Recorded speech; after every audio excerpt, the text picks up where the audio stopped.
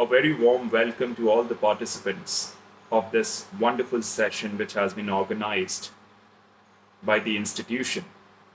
In this session, we'll be addressing two very important questions.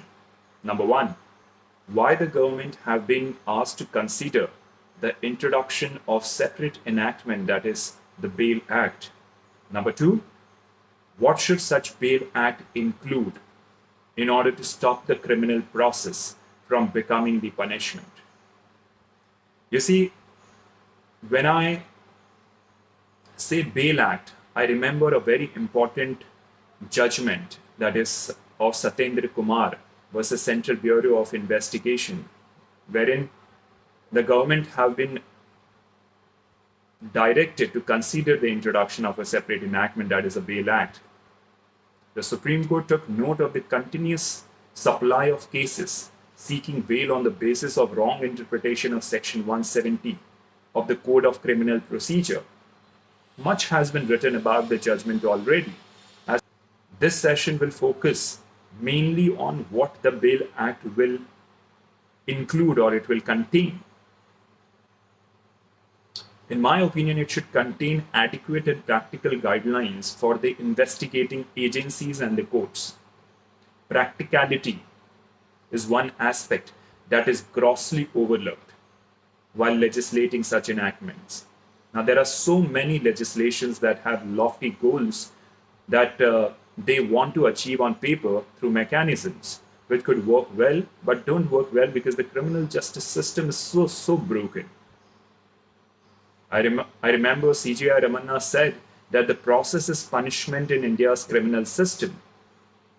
Therefore, the Bail Act must take into account the severe infrastructural scarcity and the judge population ratio into consideration. The Act should also focus on parameters which justify detention rather than justify a release. Now, this is necessary. Why it is necessary? It is necessary to ensure that the Act reflects the philosophy of the Constitution and the criminal law, that is the right to life and personal liberty and the presumption of innocence. Now, this itself may reduce litigation, as the burden of approaching courts to seek bail will be reduced on citizens. Now, the onus will shift on the investigating authorities to seek detention. And you see, in order to reduce litigation that may arise from the Bail Act, there must necessarily be accountability measures within the Act itself. There should be provisions requiring reasonable application of mind by the investigating authorities before seeking detention. The language of the Act, again, should not be complex. The legislature should consider modernizing the legal language used in the Act so that the IO is able to understand it and accused is not disadvantaged. Now, a very interesting report in Australia has suggested that the expression grant of bail is a hangover from common law. The word bail carries the connotation that liberty is something which is bestowed by the state.